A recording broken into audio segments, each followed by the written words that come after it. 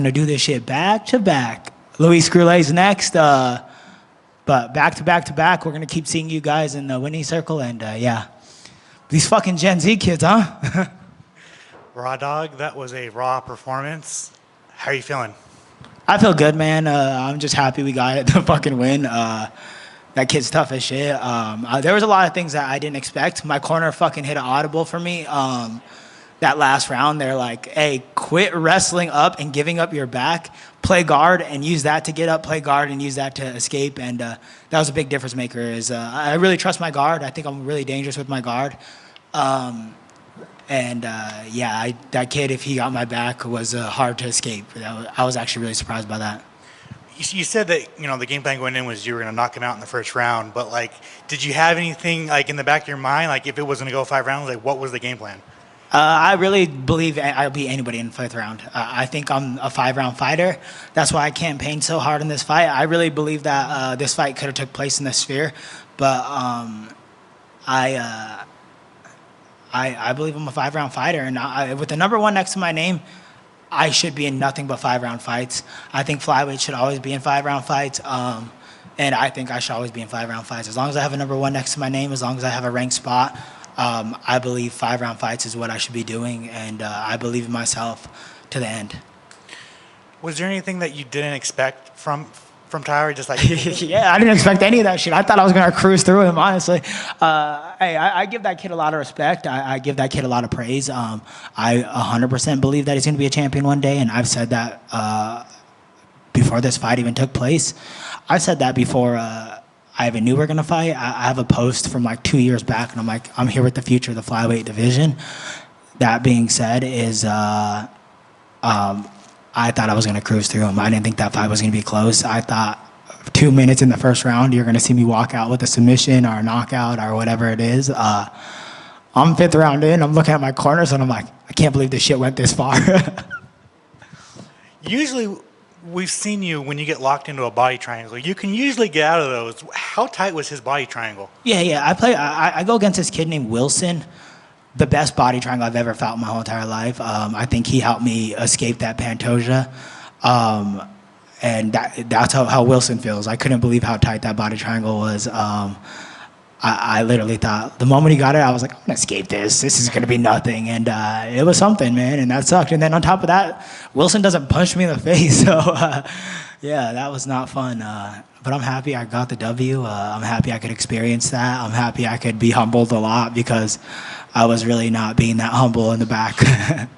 On top of that, you were punching him. He was just kind of walking forward. Did you expect him to be as tough as especially that 3rd round? His body language was not responding well. What do you think? Is it just his 24-year-old chin? What is it? Yeah, I don't know really. Your guess is just as good as mine. I was cracking him pretty good. I thought the first round I was able to get a good read on the striking, and I'm like, okay, cool. I think I have a pretty big advantage here. That 3rd round came, and I caught him with that knee, and I was like, okay, cool. I think this is going to be over here. I was having a nice, pleasant conversation with Herzog. He was telling me to quit doing the shit I was doing, and yeah. I honestly, man, all respect. I think Herzog's the best ref in the world. He was really good at communication. He was really good with that stuff. Yeah, I'm just happy I was able to pull this one off. Obviously, you're in a weird situation in the division. On top of that, it's kind of crazy. Since your UFC debut, you've never fought outside of the rankings, which is insane. But with the division, how it's ranked up, and you kind of called your shot. You like to be a backup for either of the 2 flyweights coming up. What do you see next? Do you feel like... I see a title shot next. There's no way about it. I have a win over the whole top 5 of the division. I'm all about rematches, but that being said, I earned my way to a title shot. I took a short notice against the number 1. I just took out the hottest prospect in the division. I think a title shot is what's next for me, and I'll be the backup for the title fight December 7th. I want your thoughts on the title fight. It was announced today that Pantoja is fighting Kai Asakura. What are your thoughts on that? And what are your thoughts on Kai Asakura coming into the promotion and getting a title shot right off the bat? I've been watching Kai Asakura for a while. I think he's sick. I think there's a lot of cool things. He's yet to make flyweight, so I'll be there and I'll be ready just in case he doesn't. That being said, I'll give that man his roses. I think that he brings a lot of excitement to the division. I think he could take out Pantoja. I think if Pantoja grapples him at all, it's going to be over. That being said, the fight starts on the feet. And then finally for me, Louis Goulet is up next. What can we expect from that Savage on Tuesday? War, violence. This kid is something different, man. He's brutal. I was saying this before. Luis Goulet has a very good ground game, a very good submission game. He chooses to beat the shit out of people. He chooses to be violent, and that's why I hate training with him, and I love training with him. Man, he's the reason I'm here right now. Right over here. Congratulations on the performance. Is there a part of you that is hoping that Amir Albazi doesn't get pushed to the shot over you in case he does have a great performance against Moreno in November? Yeah, for sure. Definitely. I hope he goes out there and shits bricks. Honestly, I think he's the big what if, But that being said, never been that impressed by his performances. I don't really expect anything different. Sure, and I guess you could say you're kind of like on a revenge tour since the loss of Pantoja. I mean, with Moreno and now at Tyra. So to complete that tour, you'd obviously want to have the belt on your waist soon. So what would you approach differently if you would, inside or outside of the cage, if you get another opportunity at gold? Yeah. I'm going balls to the wall, bro. I trust my pace. I trust my cardio. I trust a fifth-round raw dog, bro. Is a dangerous raw dog. I trust myself. I think if I ever fight Pantoja again, maybe I shouldn't be telling my secrets, but I'm going straight after him. I think I played it too safe. I was a little too worried. That being said, I'm going forward. I'm going guns a-blazing, and that's what I'm going to do. And I know you touched a bit on it when about Kai Sakura earlier this week, but how excited are you for that signing, just for the eyeballs that it can bring to the flyweight division? And do you think this is the best state it's been in the past few years, just given all the promise it has? Yeah, for sure, man. Did you guys see Clayton Carpenter today? I've been hot on that kid for a minute. He's been sick. He does some cool things. I was watching him through LFA. He does a great job. There's so many up and coming kids that I'm like, damn, they're sick, And Luis Goulet being the hottest prospect of them all. So you look down the division up and down. I think this is the most exciting it's ever been. It's hard for me to say that because I'm still fixated on the WEC days, and I would always look up to the guys that I look up to. But that being said, if you look around all around right now, these guys, these newcomers, everybody that's in here, Mick Maynard's done such a good job at developing this flyweight division that I think it's just an exciting time. And we know you're obviously a fan favorite fighter, fan-friendly guy to watch. So what are you going to do to stand out amongst all these new prospects and just the way the flyweight division is shaping up to be for the coming years? I'm just going to keep beating the shit out of these Gen Z kids, I guess. I don't know. I don't know, man. I just have to put balls to the wall, put my gas down, and learning. There's a lot of lessons that needed to be learned today, and me and my team are going to go back to the drawing board. Me and the Raw Doggers, that's what we call ourselves. I'm just kidding. Me and the Rebellion, me and the, the Dropouts. What else do we call ourselves? I don't know. The Misfits. Whoever's fighting the week is really who gets to say of what our team name is, and that's why we're the Raw Doggers this week. But we're going to go back to the drawing board. We're going to keep growing, and we're going to make some things happen.